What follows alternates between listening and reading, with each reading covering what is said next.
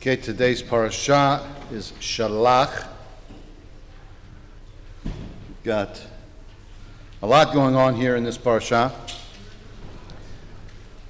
but you can't really see it, that slide up there.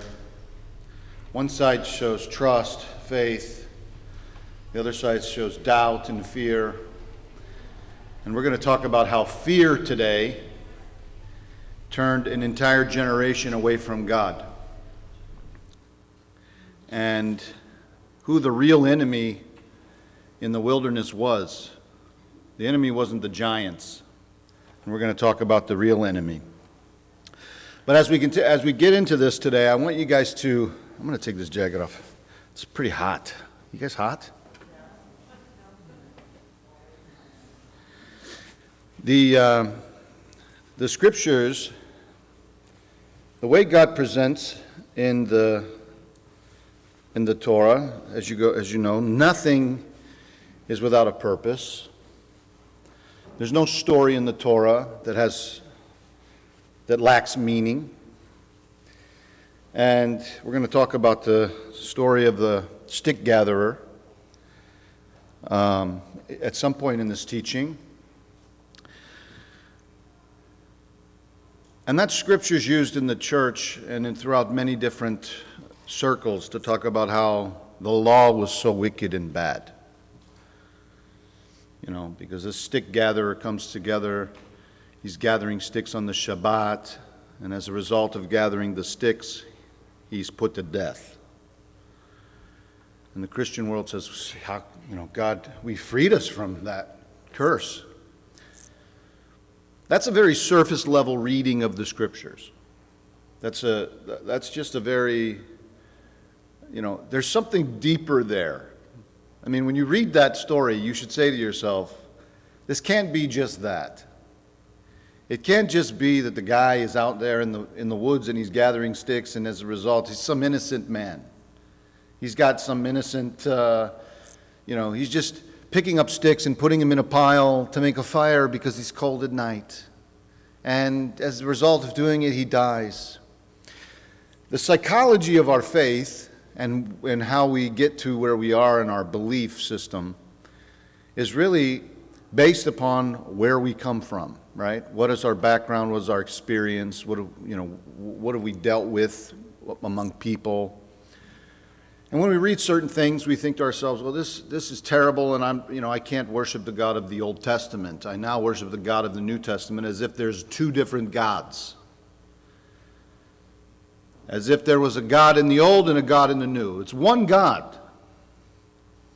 One people, one unfolding story, one covenant that each new covenant that's built is now building upon each other to make a larger, more beautiful, and enriched covenant. And he's giving us pieces and parts throughout the scriptures. He's not giving it all at once. We're not drinking from a fire hose. He's giving us pieces and parts. He's building a system. God is building something through his people, and the scriptures show what he's building over time. And he's building ultimately to the coming kingdom, which is yet to come. And we, the remnant, are the ones to take that message on until the coming kingdom comes, and we pass that to our children and our children's children. And we get lost in the little stories that we have, and we hear we hear an understanding from one person or an understanding from another person or from another person, and sooner or later the entire faith is fractured. And there has to be healing and mending on that fracture, because people have different voices and ideas of what things are said, of what the scriptures are saying. But this parasha, when we go through this, I want you to think about the fact that God, each story that's in the line of this parasha, was for a specific purpose. It was telling us something. It wasn't just, let's throw this guy with the stick gatherer in the middle of it.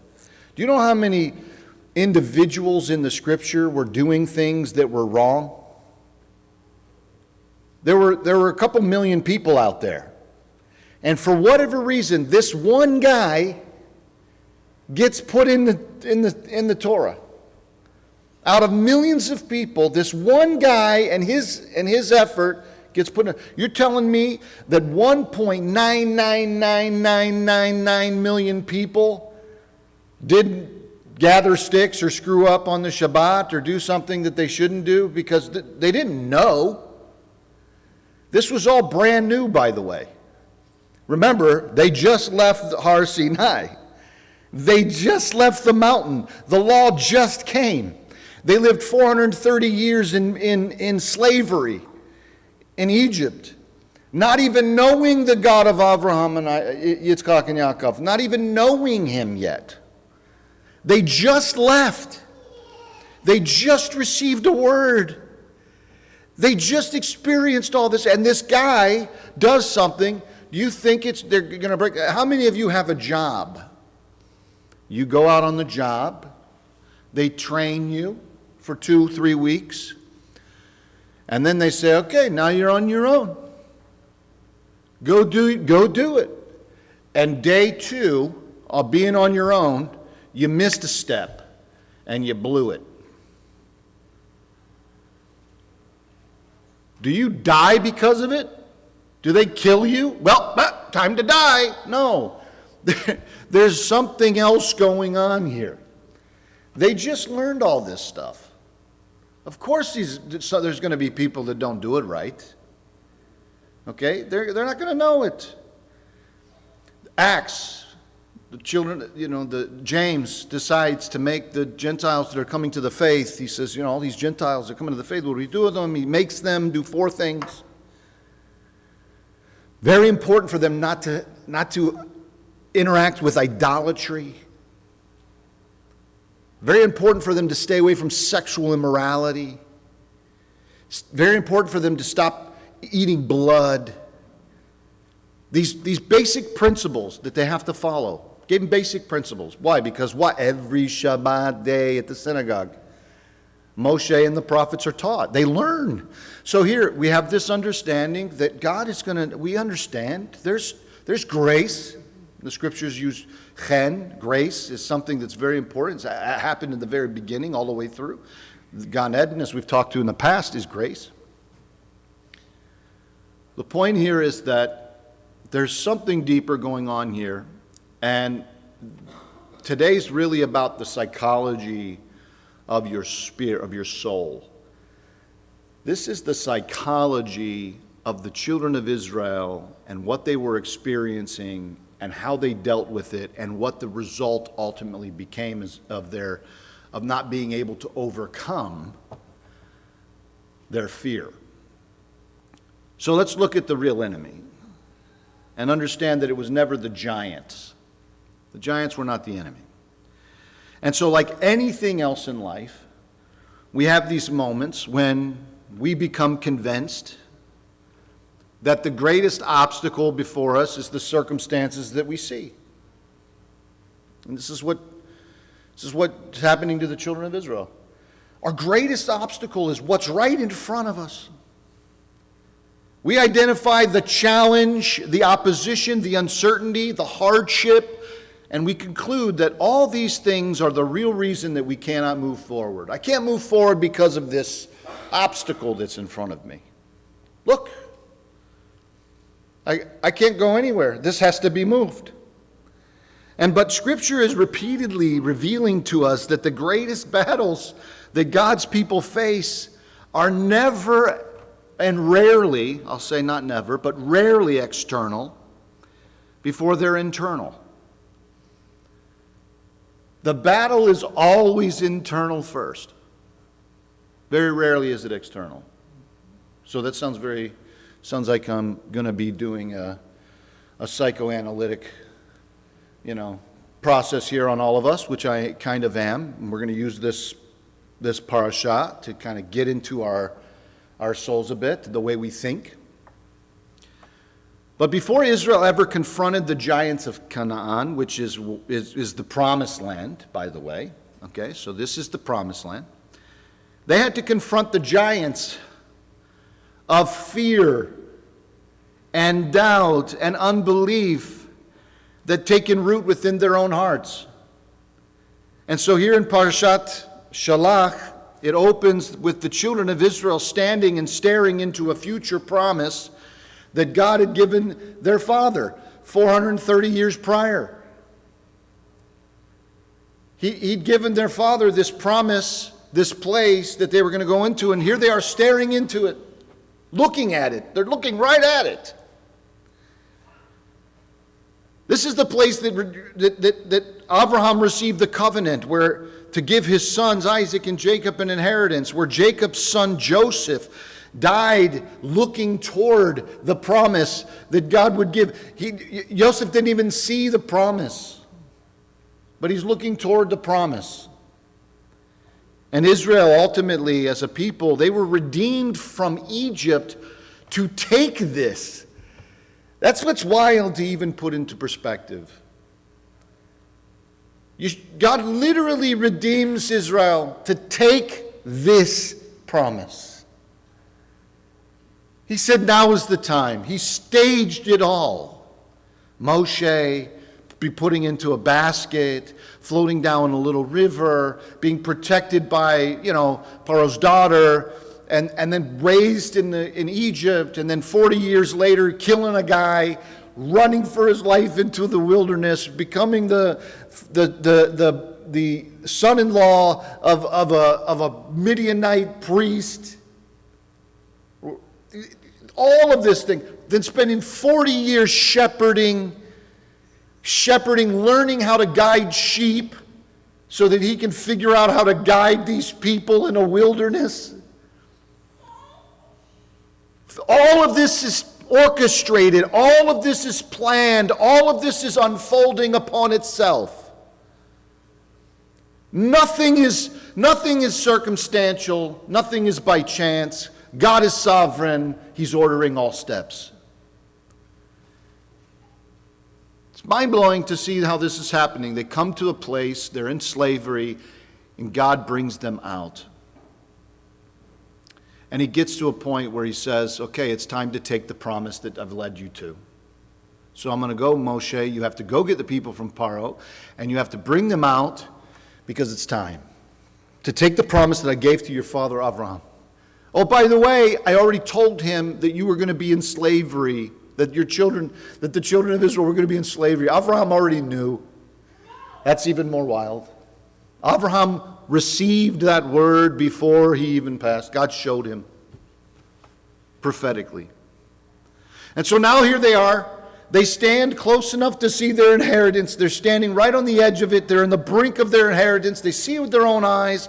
And the Lord instructs Moshe by saying, send me men to spy out the land of Canaan, which I am giving to the people of Israel. Listen, send men to spy out the land of Canaan, that which I am giving to the people of Israel. Remember a couple of weeks back, we talked about the Mishkan. And all of the elements that have to come into the Mishkan, the tabernacle, to be built. And God says, take and give what you can from your heart. Take and give what you can from your heart, remember? And we talked very explicitly that when it says that, he's saying take meaning God gave it to us. He puts it on a platter and he says, here, take and give. Because all of it was his. The textiles, the lumber, the minerals, the rock, all of it was his. And he had it on a platter for them, and he said, take and give. Here, he says, have them spout the land that I'm giving them. Are there people living there? Sure. But they're squatters. They're living on God's land. Just like you and I are living on God's land. We're squatters. And only because he gives us what we have, do we have it. Not because we took it, not because we're some sort of, great, empire, person that can do whatever we want. It's like yesterday, we were talking about the UFC fight that's happening on the lawn at the White House.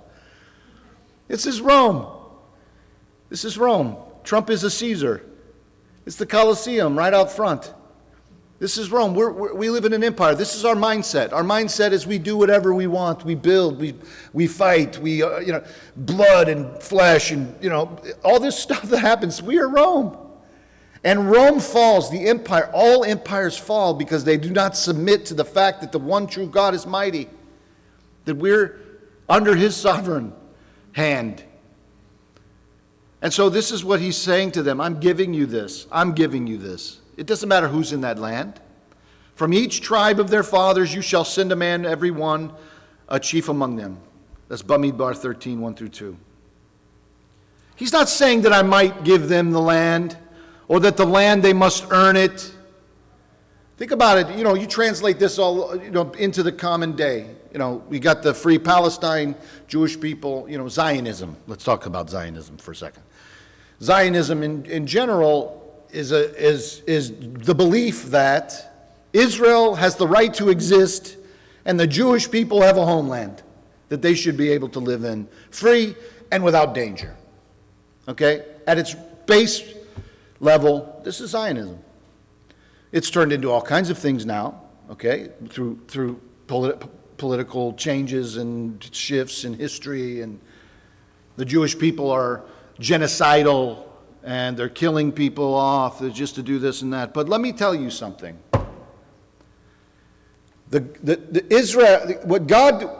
How God positions His interaction with humanity is not only a spiritual idea.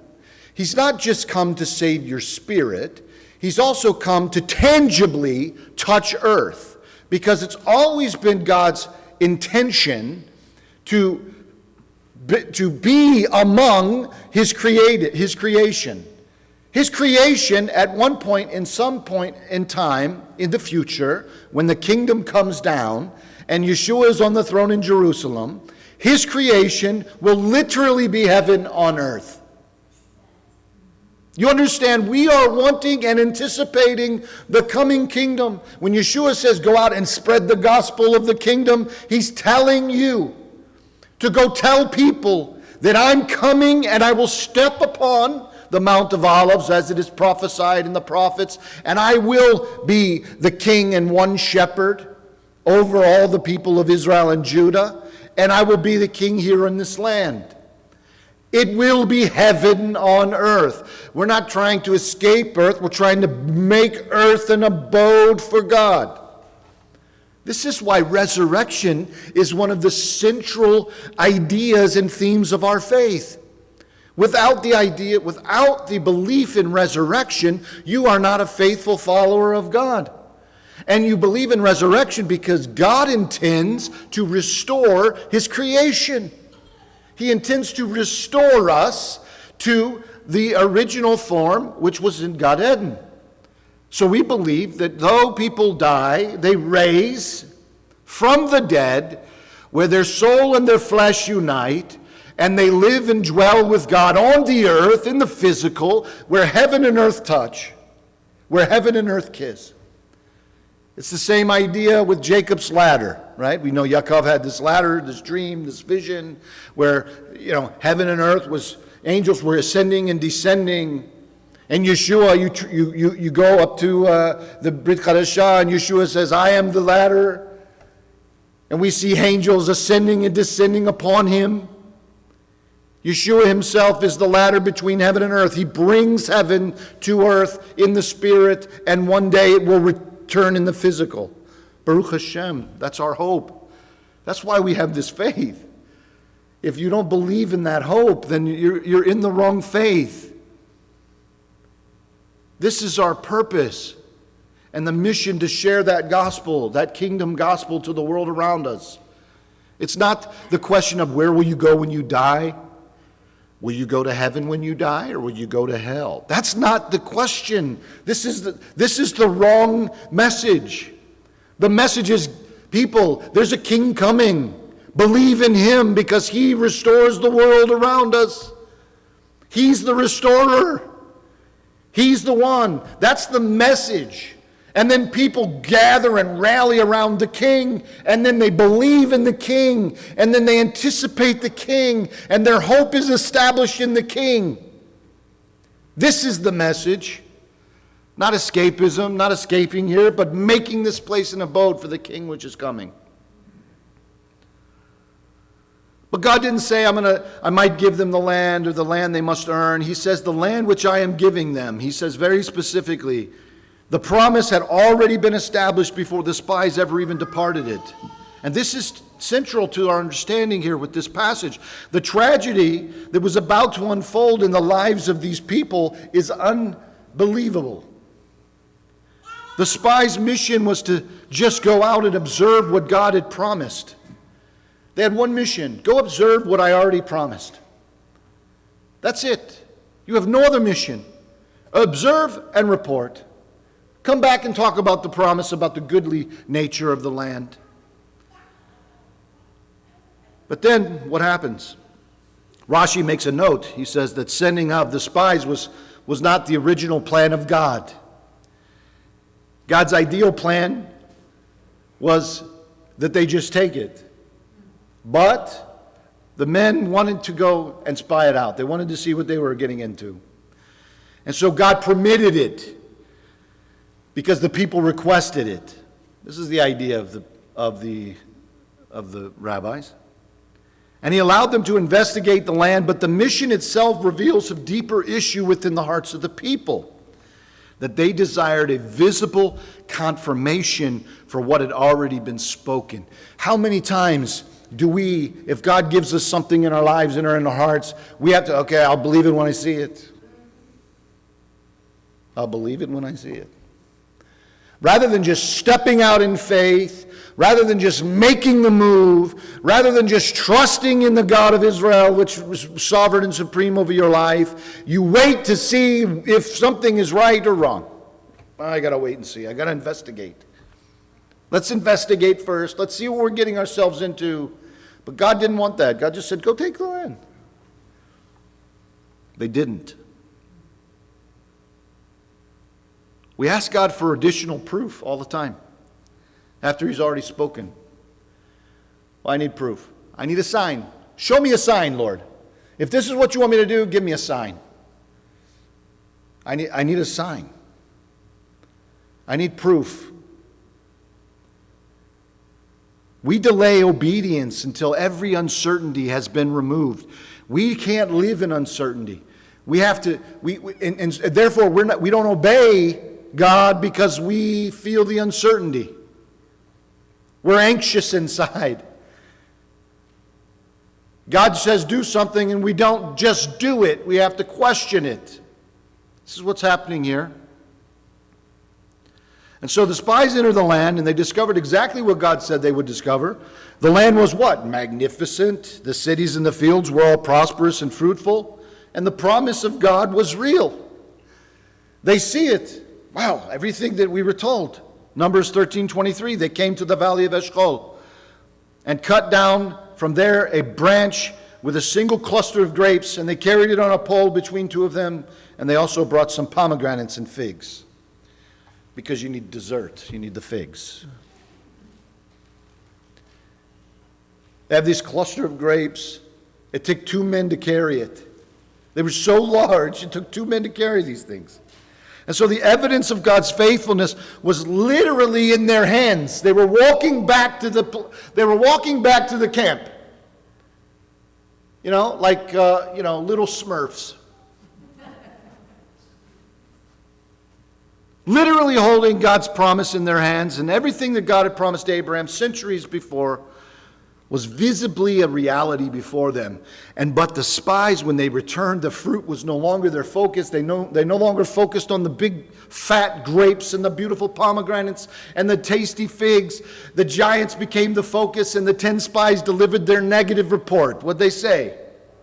The people who dwell in the land are strong, Numbers 13:28, and the cities are fortified and very large. And besides, we saw the descendants of Anak there. The Anakim are there. Who are the Anakim? These are like the sons of the Nephilim. These are the Nephilim here. Giants. Goliath was a son of Anak. These giants are here in the land. We can't go. There's no way. The report was entire. It wasn't fabricated. It was true. What they said was true. There was no fabrication here.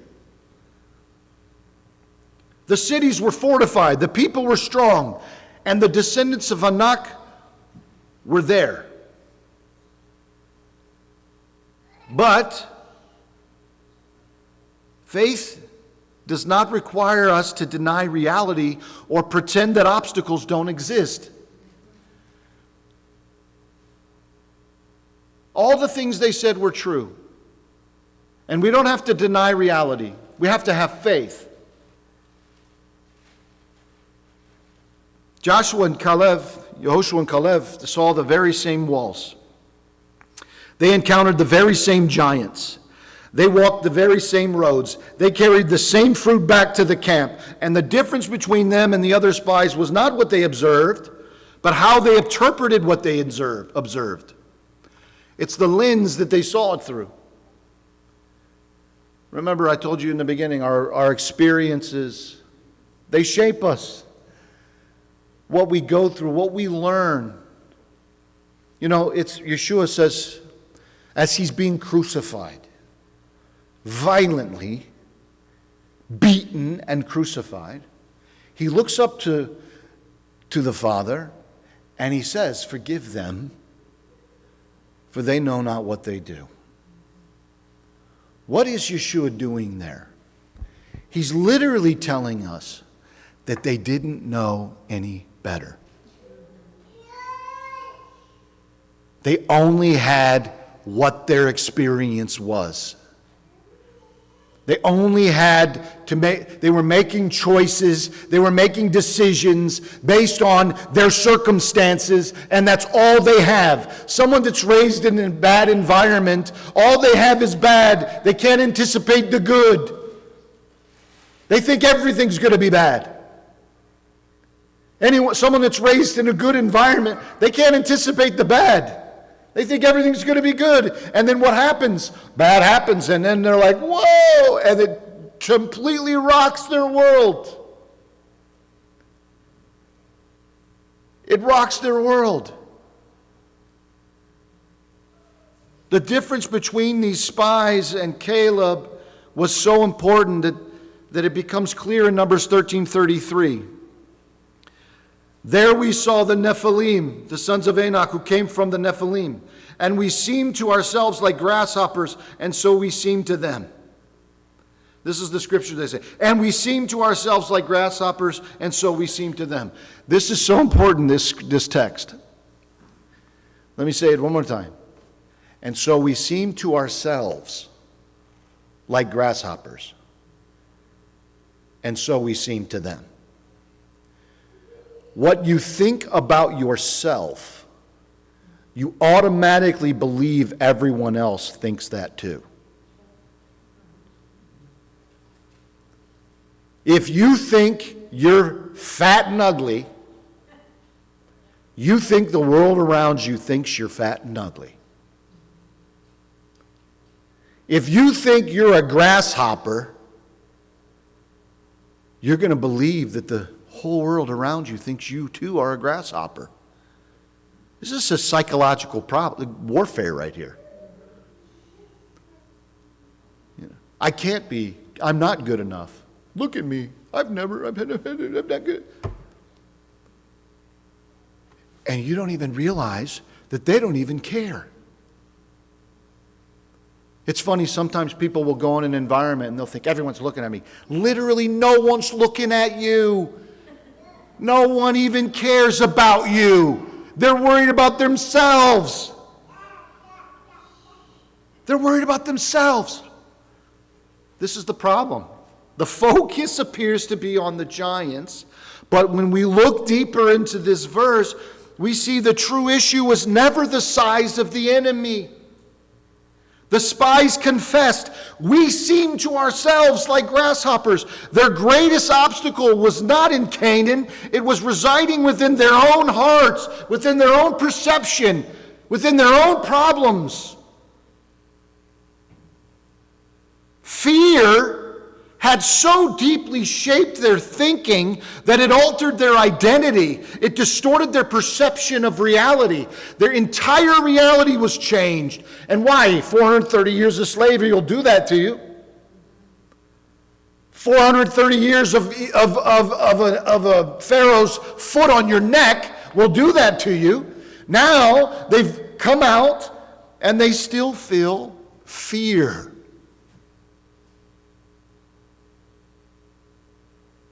The generation that had witnessed Egypt brought to its knees. Think about it. Your God is so powerful and mighty that it brings the mighty Egypt to its knees. Blood turned the river to blood. Locusts, killing of the firstborn. They should be on the mountaintop screaming, ah! They should be so pumped. Because their mighty God is in control, and all they're doing is following his cloud. Who will withstand our God's storm? Who will withstand his cloud, his fire, and all they have to do is walk behind it? They're afraid. They walked through divided waters of the sea on dry ground. They stood at Sinai. They heard the literal voice of the Most High God ringing throughout the atmosphere. They heard his voice as he spoke to them the commands of the Scriptures. But fear had changed the way they saw themselves. I'm just not that guy. I'm just not able to do it. I'm sorry. I'm sorry, it's just not me.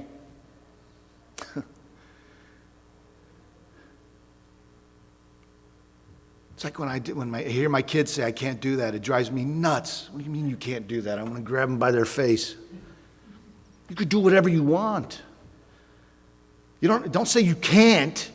If you don't want to, it's a different conversation. Just say, I don't want to. It's not for me. But never say you can't. And if I get a little hint that you're saying I don't want to because you think you can't, then we got a problem. I'm going to force you to do it. That's trauma. Some of you guys would think I'm traumatizing my kids. It's strengthening. In that moment, their vision, the children of Israel, was no longer being shaped by the covenant promise of heaven, but by the anxieties of their own heart. So, Bamidbar Rabbah, 16:9, the rabbis say that the spies measured themselves against the giants instead of measuring the giants against the power of God. How often do we do that? We measure ourselves against the obstacle. We don't measure God against the obstacle because we're just following his cloud. Nothing is ours. We're following him. The challenge is not ours. Yes, we have real challenges in life. We have real problems, for sure. But it's not ours. God gave it to us. So, if he gave it, he'll give a way out. We're just following the cloud. Yeah, there's a problem. This person treats me terribly. Well, God gave it to you. It is what it is. Follow the cloud. Love. Submit to God. Give it to him. Understand it's not you or them. It's God allowing this. And why is he allowing it? Who knows? But whatever it is, I accept it. For whatever refinement I'm needing, for whatever lesson that I'm supposed to be taught, I accept it. We're going to get into that here in a second. And so, this is often where fear first takes root. Fear's not just concern about what may happen tomorrow or the awareness of the challenges that lie ahead of us. Fear is the elevating of our circumstances above the promises of God. Fear will literally shift your focus away from his faithfulness, and it will fix your attention on the obstacle before you. You have to learn to take the obstacle out of your vision and focus on what God has, his promise. When we walk in our lives and we put the obstacles in front of us and we measure ourselves against it, you'll never win. You will not win. That's a fact. But when you take the obstacle, put it over here, and you have big sky in front of you, and you see God over here in front of the obstacle, you see it's like a Mario game. Mario's going to bing, bing, bing, bing, and then jump on that thing, and it's over. God can do it all. And if he doesn't for a time, it's for a reason. So, fear continually asks the question, how can I overcome this? That's a constant fixation that fear creates. How can I overcome? How can I overcome this? I can't overcome it. Faith begins with a very different question.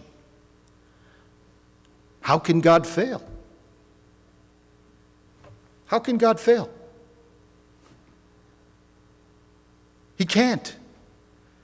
So, I set my eyes ahead. There's a very overwhelming contrast here, and it's evident in the difference between Caleb and the 10 spies. And as fear spread throughout the camp, Caleb stood firmly against the unbelief, and he declared in Numbers 13:30, "Let us go up at once and occupy it, for we are well able to overcome it." Let us go up at once. Caleb possessed no information that the others lacked. He had all the same information. He had seen the same giants, the same fortified cities, the same military challenges. And what distinguished him? It wasn't his knowledge, it was his perspective. His knowledge he had the same knowledge. You ever be in a group dynamics? You come together in a group and you're trying to solve a problem together. There's always that one that says, this is not a big deal, we can take care of this, this is no big deal. And then there's always that one that you want to poke in the eye. This will never happen. It won't happen because of this, and that. Nope, yeah, you got to understand, this is not the facts. Facts say this, blah, blah, blah. And you're like, you know what, dude? Bink! And then right in the eyeball, and let's see what we can do now. The guy that says, this is no big deal, even he's a little bit off. Because it is a big deal, but there's somewhere in the middle and in between. Caleb, interestingly, says, this is nothing. This is nothing. And so what distinguishes him? He possessed what God himself would later describe as a ruach acheret, a different spirit. God himself said he had a different spirit. That's wild. Like, what does that mean, Caleb has a different spirit? So the Lord declares, but my servant, Numbers 14:24, my servant Caleb, in Yeshua's name, one day when I hear the Lord's voice, he says to me, my servant Michael. To have God himself call you his servant, how wonderful would it feel? This man, Caleb, literally being called the servant by God himself. Most people want to be called God's friend. I just want to be called his servant. Honor him. It says, because he has a different spirit, ruach acheret, and has followed me fully, I will bring into the land into which he went, and his descendants shall possess it. He says, look, because of who he is, because of his passion, because of that attitude, because of that can-do attitude. You hear that all the time. You got a can-do attitude. Because you have that, you're going to be elevated. You're going to possess this land. These people aren't, but you will. This is something profound about Caleb's character. The rabbis describe him as one who has separated himself from the council of fear and refused to join the unbelief of the majority. While the other spies interpreted reality through their anxiety, he's interpreting it through the lens of the covenant. He measured the challenge before him, not by his own ability, but by the faithfulness of the one who made the promise. God made the promise. He said it would be ours. We trust him.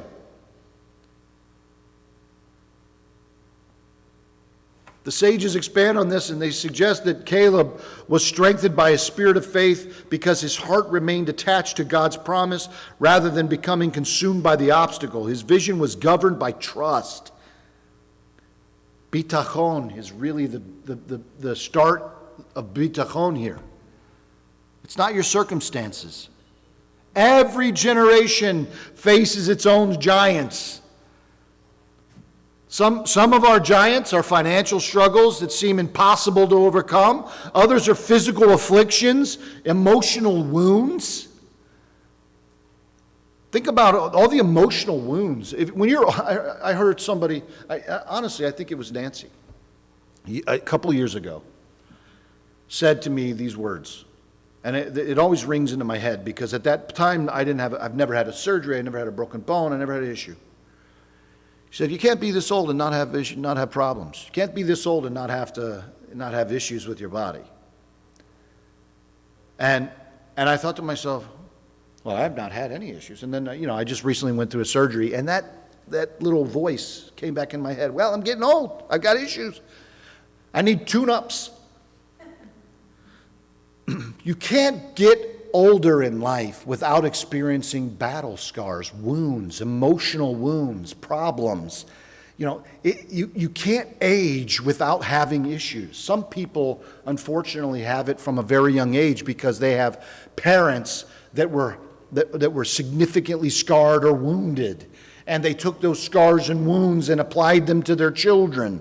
And so some people don't ever have an experience of peace in their lives. But the point is that these things happen to all of us. Uncertainties about future.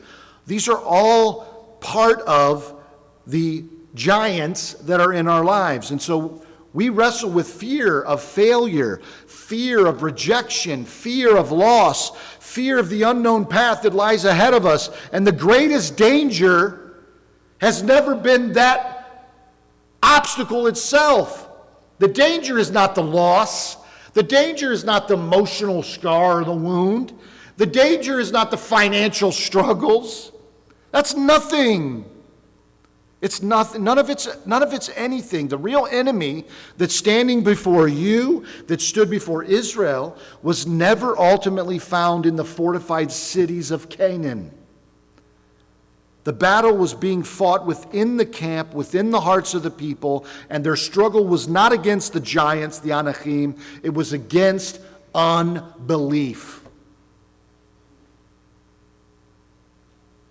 We don't believe. We lack trust.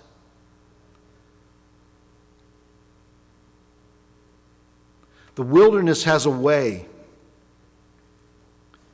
of revealing what seasons of comfort and prosperity often conceal. The stuff that happens inside of us, when people are, my wife says to me this morning, she kind of like brushed me, and I went, "Ow!" She went, "What?" I go, "You hurt me." And she did it again. I'm like, "Ow!" She goes, "There's the fun Michael that I've missed. Where have you been?" Because I joke around a lot. I said, "What do you mean I haven't been anywhere?" She's like, "Yeah, that fun Michael hadn't come out in a long time. Let's get that guy out." We let the circumstances dictate to us who we become.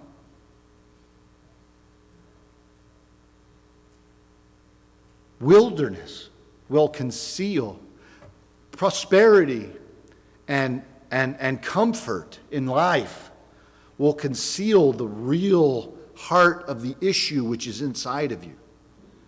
The wilderness will expose it. and force you to face the giant, which is inside, not outside. The giant's on the inside. And so those giants didn't create the fear of Israel. They exposed what had already been there all along. And so let's think about the wilderness differently. Let's think about the wilderness as a school of trust. The wilderness is a school to learn trust. That's what's going on. Remember, I told you, every story has a purpose, and it unfolds upon itself. Why is it written in the order that it's written in? They leave Egypt, they go to the mountain, they hear the word, they go to the edge of the promised land, they go out and they spy it out. They come back, they say, no, we can't do it. God then, tells them, well, you're going to, be in the wilderness for 40 years. And they go back. Why would he bring them here just to send them there? Why wouldn't he have just caused them to wander for 40 years before they get to the promised land? Why did he show them the promise and then say, dangle it in front of them? Here it is. But not yet. You're going to spend 40 years over here. Why would he do that? Because he has to teach them. They had to see what they couldn't see because they were in slavery for 400 years. And then he's taking them out from he's showing them what they're going to have, pulls them out, teaches them for 40 years, gets them prepared and ready so that they can go back and truly enjoy their inheritance. It's a process, but let's think about it. The judgment that followed the report of the spies is often viewed solely through the lens of punishment, as if God was punishing Israel. But the Torah reveals something that I think is taking place in the wilderness very, very different. The 40 years were not a verdict. It was not a sentence. God didn't sentence the bad, wicked, evil people. Remember, all they understood was domination and fear. They were slaves for 430 years. That's all the circumstances they had. You think God is ignorant to that fact? Absolutely not. He's God. He knows, he understands. So there's something else happening here. It's not just a verdict. They were in a season of transformation. He had to transform them. And so the generation that left Egypt had witnessed the extraordinary miracles. They witnessed miracles, and yet the witnessing miracles were not the same as in developing trust for God. So what that means is that you can see a miracle from God with your own eyes, but that doesn't mean that all of a sudden you're going to trust him over here. Let me ask you this. How many people have ever seen anybody's arm, get healed or healing, any kind of healing? It doesn't matter what it is. But let's think about a physical one. Let's say, people say that in Africa, there's people that have their arms, no arms, and all of a sudden they get an arm that grows. Okay? They say that has happened. If you have no arm, do you believe God is going to make yours grow because you saw that one person's grow? No, I'd venture to say that you wouldn't believe it. Because that's just the way we are. That's just the way human nature is. And so witnessing the miracles did not develop trust. They saw the Nile turn to blood, the seas divide, the manna come from heaven, and their hearts remained tethered to the security of what they had known in Egypt. God was not just leading his people through the barren landscape. He was leading them through a process of spiritual formation. And so the wilderness became God's classroom, a place where every source of earthly security was removed so that Israel might learn to depend entirely on him. There were no fields to cultivate. There were no permanent homes to build. There were no predictable systems which they could rely upon. Each morning they woke dependent upon the provision of heaven, learning day by day that their survival rested not in their own strength, but in the faithfulness of the one who sustained them. And so as Moses would later remind the next generation, listen, Deuteronomy 8:2, you shall remember the whole way. You shall remember the whole way that the Lord your God has led you these 40 years in the wilderness. Not part of the way, not the whole way. You better remember every single step. What? Why? So that he might humble you, testing you to know what was in your heart. The wilderness was exposing what prosperity often conceals, bringing hidden fears, insecurities, unbelief into the light so that they could be confronted and overcome. Those are the things that were residing in the heart. God needed to know what was in their heart. Moshe says it directly to them. What's going on in your heart? That's what we need to understand. And that's why you're going into the wilderness for 40 years, to figure out what's going on in your heart. Anybody think that faith is anything else about anything other than the heart? Did Yeshua ever say that faith, belief, relationship is anything other than the heart? It's all about our hearts. And so this struggle, this fight, this is happening to bring them to a different place and transform them in their heart, to bring a heart of stone and make it a heart of flesh.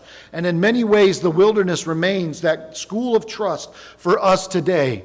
Few of us desire the wilderness season of life. How many, let's just raise our hands because I want people to stay active. How many want to go into the wilderness today? Raise your hand. Oh, okay, got a couple of you. Good luck. Oh, buddy, most people don't want that. Because it's not easy, it's not hard. You have to wrestle. You have to look inside. You have to dig deep. You have to see things about yourself, about the people around. It's a completely different world. That's what God's doing here. It's hard. But the places where our deepest growth occurs is right there in the wilderness. That's where you get it. You don't grow otherwise. And so it is here that God helps us. When our familiar supports are removed and the future becomes uncertain, that's when we discover whether confidence rests truly on God or if the comforts He has provided us. The sages frequently describe the wilderness as a place where Israel learned bitachon, trust, complete and absolute trust in the Holy One, because every necessity came directly from His hand. Before Joseph could govern Egypt, what happened? He had to go through prison. Before David could reign as king, he learned dependence in the wilderness of Judah. Before the disciples could carry the message of the kingdom to the nations, they had to learn to trust Yeshua in storms, in shortages, and uncertainty. Look what happened at the Mount of Ben. You have 5 loaves and a couple fish. This is manna. I mean, entire work of God, Yeshua on the earth, was showing the same progression of the children of Israel. I will provide you manna. Take this, put it in a basket, go pass it out. Pass it out, it's mine. Just like God did every morning. They wake up, and they walk out to the ground, and they gather up this manna. What is this? And they put it in a basket, and they make it. They knead it, they make bread, they do whatever they can with it. They eat it for 40 years. Yeshua is showing them the same thing. Oh, it'll be fine. 2 fish, 5 loaves. Oh, it's more than enough. In fact, we'll have extra. We got 5,000 people here. It's good. It's enough. It's more than enough. How in the world do you have faith in that? We read the stories. We see it with our eyes as we read it. We can imagine the experience, and yet we don't trust in our own lives. Why? Why? The intangible is hard for us to believe. And so the wilderness teaches us to live one day at a time under the care of our Heavenly Father, surrendering the anxieties of tomorrow and learning to recognize His presence in the present. What feels like we're being delayed and we're being tossed into this challenge is just preparing us. We're wandering, but it's the process that God is shaping us and carrying the weight. Now, let me tell you something. Fear. What happens with fear? Fear does something terrible. If we leave it unchecked, if we don't check fear, it'll turn into something that is a disaster. And so let's talk through that, because it's a progression. It's a two-step progression. It starts off as fear, it turns into something else, and then it really turns into something. So by the time we're done here, we're going to get there. And I can't tell you I'm almost complete, but I'm working on getting complete. So the tragedy of the wilderness generation is that even after God established the school of trust, many never fully learned its lesson. So what does the wilderness expose? It exposes their fears, as we talked about. But that's not a guarantee for transformation. Just because your fear's exposed doesn't mean you're going to transform. It's not a guarantee. So, like for instance, you can enroll into the school of trust, but that doesn't mean you're going to leave with a degree. It doesn't mean that you're going to leave with that piece of paper that says you graduated. Some people stay in there, in that school of trust, and they never get out. But every single test presents a choice. A person can either allow hardship to deepen trust in God, or they can permit hardship to harden their heart against God. And Israel stood at the crossroads repeatedly. They were repeatedly standing there saying, do I deepen my trust, or do I harden my heart? Do I deepen my trust, or do I harden my heart? We do the same. Every obstacle we come against in life, every single giant that we think we're facing, we say to ourselves, well, do I trust God in here, or do I just say, God, where are you? Where are you, God? You see those things, and we watch movies where people shake their fist at God, and we think, oh, it's so dramatic and beautiful. It's ridiculous. What are you shaking your fist at God for? For what? He gave you breath. You woke today. That's enough. Doesn't feel enough because we have our ideas. And so manna invited us to trust him, and they complained, and the cloud and the fire testified that God's presence was with us, but yet they doubted. I mean, literally, they had a physical fact that God is here, and they doubted him. The promise of the land called them forward, and they continually looked back toward Egypt. And so what began as uncertainty matured into something just much more dangerous, which is why I said fear, if you leave it unchecked, it slowly transforms into something crazy. It transforms into unbelief, and an unbelief eventually gives birth to something that's even worse, and that's rebellion. Your fear turns into unbelief and doubt, and your unbelief and doubt ultimately turns into rebellion. Anger at God.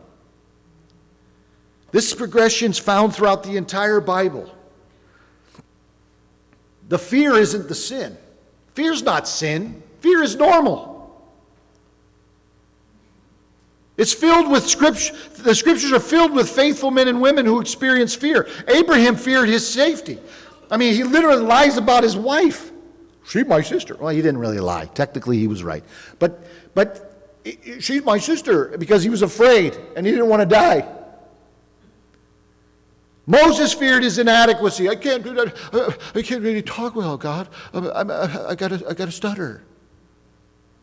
Moses, greatest prophet of all time. I'm not going to be able to do this. He's inadequate. David feared his enemies. Read the Psalms. That dude sounded afraid all the time. All the time he sounded afraid. The disciples feared the storms. Peter on the water. This is the issue. The issue is not the presence of fear, it's what we do with it. And so fear becomes spiritually destructive when it begins to shape our understanding of God's character and his purposes. The wilderness generation was gradually moving beyond fear of the future, and they began to question the goodness of the one leading them. They no longer just feared the giants. They began to suspect that God himself had brought them into the wilderness for their destruction. Their fear made them think evil of God. How many times do we do that of others? We let our minds run. Well, I don't think they really like me. And then, you let your mind run. Well, you know what? I know they don't. You know what? I bet you they've even talked to so-and-so about me. I'm going to call this person up and see if they've done that. And then all of a sudden, your fear of your own problem turned into an entire thing that sometimes you think about, if you ask that person, like, I don't even know what you're talking about. What are you talking about? You've manufactured that. But you can't get that out of your head now. It's stuck. What's the Torah say? The Torah says, Numbers 14:2, and all the people of Israel grumbled against Moses and Aaron. The whole congregation said to them, what would that we had died in the land of Egypt, or would that we had died in this wilderness? Why is the Lord bringing us into this land to fall by the sword? Did God say that he brought you there to fall by the sword? He said he brought you there to give you a land. He literally said, have them go in to look at the land I'm giving them. And now that turned into, you brought us here to kill us. How does that happen? Mind-blowing. This is the psychology of man. This is how ridiculous we are. We are insane. God can literally tell you, I'm giving you something, and you can literally say, no, you're trying to kill me, I know it. No, I'm here, I want to give you this. No, you're going to kill me. That's insanity.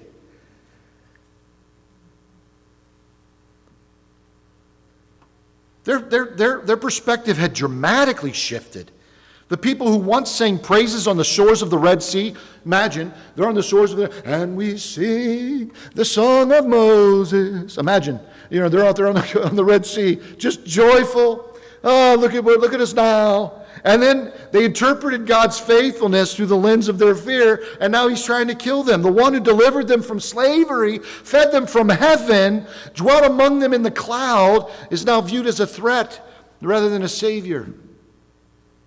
And so fear has so distorted their vision that they began assigning evil motives to the very God who had redeemed them. And the rabbis recognized this as the deeper sin behind the episode of the spies. Sotah 35a says the spies are described as speaking not just against the land, but against the purposes of God himself. Their report became an act of discouragement that spread unbelief through the camp. Let me tell you something. If you go out into the camp and you spread a word that creates discouragement, it is a large, immense sin. You can't do that. You have to love all the time, and you have to be encouraging. It destroys whole communities. Whole communities are destroyed because of what one person says to another person says to another person. Entire communities are destroyed. And for what? Who's harmed? The soul's there. And the beauty that God wanted to establish through those people together. So what began with 10 fearful men eventually infected the entire nation like a disease, like a contagion, and it revealed an important spiritual principle that fear rarely remains private. Fear is never private. If you're afraid, you want other people to be afraid with you. And so you create a fear because you need support. You need emotional support for your fear. Come on, let's be fearful together. I don't want to ride that roller coaster. I'm afraid of that roller coaster. Look at that height. You want to ride that? What if the track breaks? What if when you're up there, you have to get stuck at the top, and you start telling people those things that are in your own mind, and then all of a sudden the person that was going to get on the ride says, Well, I was going to ride that, but no, I don't think I want to. You shouldn't, because I'm telling you, well, I think you're right. I think we should just stay down here and sit on the bench together. Let's do it and watch these morons go get stuck on the top of that roller coaster. This is what goes on. This is what's happening in the camp. Our fearful report causes entire generation to lose sight of the promise. The same pattern appears in the warning given by the author of Hebrews, who reflects upon the wilderness. Hebrews 3:12. Take care, brothers, Hebrews, take care, brothers, lest there be in any of you an evil, unbelieving heart, leading you to fall away from the living of God. What does an unbelieving heart do? It leads you to fall away from the living God. You want to know what unbelief does? You want to know what lack of trust does when you don't trust God? It leads you to fall away from God Himself. Hebrews doesn't describe the problem as weakness, as ignorance, as a lack of information. It denies the issue. It identifies the issue as an unbelieving heart. The wilderness generation had all the evidence anyone could ask for. They had witnessed miracles beyond imagination, and yet the evidence alone could not create trust.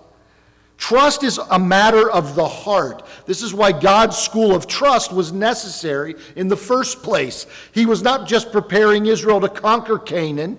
He was preparing them to know Him. They didn't know Him. They didn't know His mercies that they last and they're new every morning. They didn't know they thought they were dealing with a paro. You tell us we can have this. You're going to send us in there just like Paro would do. He made us make brick without straw. That's our experience. That's our trauma that we have to deal with. God, why are you different? So He takes them into school of trust. He puts them in a wilderness. And He says, learn me. Learn who I am. Let me teach you who I am. My mercies are new every morning. I love you unconditionally and forever. You are mine. You are my treasured possession, my am segula. Let me teach you how I love you. And yet, they still have problems. And so let's move, as we see in this narrative, in this Parashat Shelach, the greatest danger facing Israel wasn't the giants that they faced, the fortified cities. The danger was growing rebellion that emerged when fear was allowed to take root. And the wilderness exposed what was hidden within their hearts. And now the consequences of the condition was becoming unmistakably clear. What began as fear of the future was about to become the resistance to the voice of God, revealing how quickly anxiety can evolve into rebellion when trust is abandoned. So let's look at this. Fear and rebellion produces something even more significant. Spiritual death. Fear, anxiety leads to fear, leads to rebellion, leads to spiritual death. So the seriousness of this rebellion becomes more apparent when we examine immediately what follows the judgment of the spies. Numbers doesn't just move on to another unrelated event. The Torah presents the account of the man gathering sticks on the Shabbat. Remember I said at the very beginning of this, nothing is written in the Bible without a reason. You can't just say, well, they threw this guy gathering sticks and dying. That's just to show you that God is a terrible God, and that He, the God of the Old Testament is a powerful man, and we're saved from that. We're saved from that God. No, we're not. This story is here for a reason. They just told you, we're not going to go into the promised land. These giants are here. We can't overtake them. It's impossible. And then it goes into this story of this man gathering sticks. A story that's puzzled us, theologians, many readers, because its placement and because of the severity of what happened to him.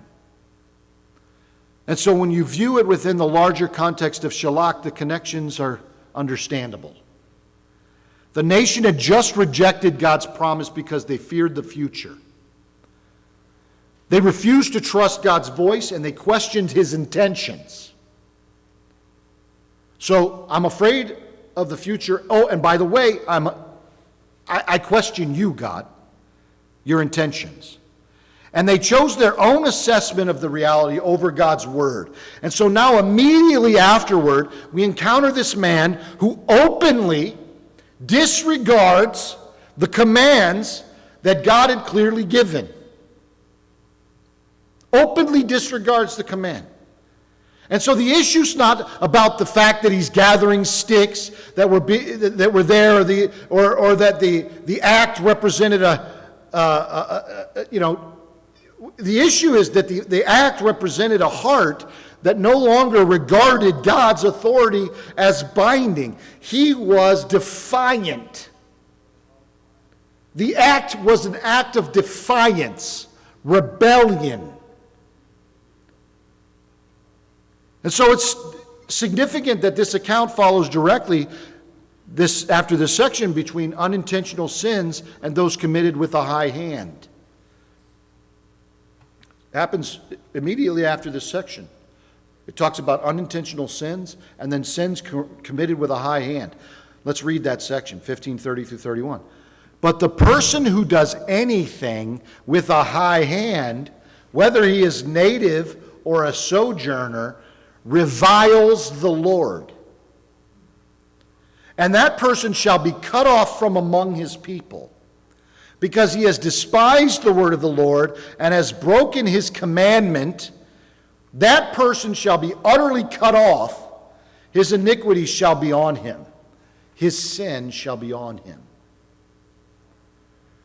The Hebrew concept of acting with a high hand describes deliberate defiance rather than weakness or ignorance. This guy wasn't ignorant, gathering sticks on Shabbat. He wasn't just a weak old frail man just going, I got to get some sticks for my fire. And he's bending over and he's doing, I didn't know I did anything wrong. This wasn't what was happening. He's doing this with a high hand. He's being deliberate. He's defying. The generation that feared entering the land had effectively declared, we will not trust God with our future. That's what they said. That's their declaration. We will not trust God with our future. He's here to kill us. And so the stick gatherer, through his actions, was also declaring, I will not submit to God in the present. I will not submit to God in this moment. And so the outward expression differed, both reflected the same spiritual condition. Fear had matured into rebellion, and rebellion had matured into separation from God. And what began as anxiety concerning the giants became rejection of divine authority itself. This is a progression that reveals to us that spiritual death doesn't just come on suddenly. Understand that your spiritual life versus your spiritual death doesn't happen like that. It happens gradually. If you're spiritually losing grip of God and who He is, that's happening over time. That's not happening, right now. And that's what's going on here with these children of Israel. Fear gives birth to doubt. Doubt erodes trust, and the heart begins to distance itself from the voice of God. This is why the author of Hebrews points back to the wilderness, warning the believers as we read in 3:12. The wilderness generation didn't perish because the giants were stronger. They perished because unbelief severed the relationship of trust that God desired to cultivate with them. So this same principle lies in the heart of Yeshua's teaching concerning anxiety. When he addressed his disciples at the Sermon on the Mount, he continually redirected their attention away from the uncertainties of tomorrow and back toward the faithfulness of their heavenly Father. Therefore, do not be anxious about tomorrow, he taught, for tomorrow will be anxious for itself. Sufficient for the day is its own trouble.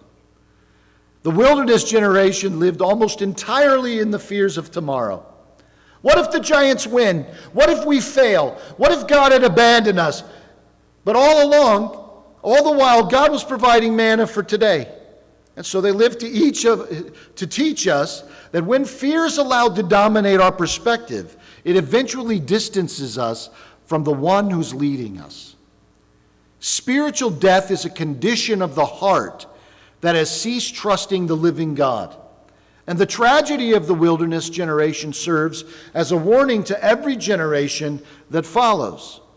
If we leave fear unchecked, it will lead us away from the very source of life itself. So in conclusion, there's a remedy for this. What's the remedy? God gives us one. If fear left unchecked ultimately leads to unbelief, rebellion, and spiritual death, then the natural question becomes, how do we solve this? What's the remedy? What's the solution? How does a person break free from the cycle that ensnared the wilderness generation? And the answer is found in the final movements of this Parashat Shelach, where the Torah presents both a positive example to emulate and a practical instruction designed to guide the heart. So in Kalev, we see the character of faith. And in the commandments of the Tzitzit, we discover the discipline that helps preserve it. Together, these two reveal that the antidote to fear is not self-confidence. It's not positive thinking. It's not our determination. That's not how you overcome fear. The remedy is a life that's intentionally anchored to the promises and commands of God. So what does it mean? Following the account of the stick gatherer, God gives Israel a tangible reminder. Remember, everything is important. You have the people the saying that we're not going to get into the land. They talk about unintentional sin and intentional sin, and then you have a stick gatherer, and then he has this very important section. Following that stick gatherer, God gives Israel a tangible reminder designed to protect them from repeating the same failure. He commands them to place tassels on the corners of their garments. And he says in Numbers 15:39-40, "And it shall be a tassel for you to look at and remember all the commandments of the Lord to do them, not to follow after your own heart and your own eyes, which you are inclined to whore after. So you shall remember and do all my commandments and be holy to your God." You see, he's given them the tzitzit to remember what they did. Remember, it all stacks on itself. It's unfolding. They blew it. Anxiety became fear. Fear became lack of trust. Lack of trust became rebellion. Rebellion becomes spiritual death. He's saying, I'm giving you these tassels so that you remember all that you did and that you don't follow your own heart. The purpose of the tzitzit was so that you don't follow your own way, that you look to it as a reminder.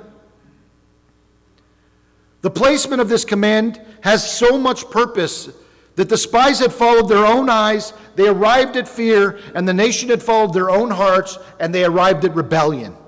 The stick gatherer had followed his own desires and arrived at judgment. And so God's providing them a remedy. The commandment of tzitzit becomes a daily call to redirect one's attention away from the fears, desires, and anxieties that naturally arise within the human heart and back toward the voice of God. The issue within Shelach is not the lack of evidence. Israel's seen the miracles beyond measure. They forgot. So fear flourishes when we forget who God is, what he's done, and what he has promised to do. Tzitzit helps you not to forget. That's why he's given them. And so this principle carries forward into the teachings of Yeshua and the writings of the apostles. When Peter stepped out onto the water, he walked securely as long as his intention remained fixed upon the Messiah. It was only when he shifted his focus to the wind and the waves that fear overtook him and he began to sink. And likewise, the author of Hebrews calls believers to run the race of faith by looking to Yeshua, the founder and perfecter of our faith. The remedy has always been the same. Remember, fix your eyes upon God and trust His word above your circumstances. Fear gains power when our focus rests on the giants before us. Faith grows when your focus rests upon the one who stands above your obstacles. So the message of Shelach therefore concludes with both a warning and a promise. Fear, if left unchecked, leads a person away from the presence of God and into spiritual death. Yet God in His mercy has not left His people without a remedy. He calls us to cultivate a different spirit like Caleb, and to establish rhythms of remembrance that continually draw our hearts back to Him.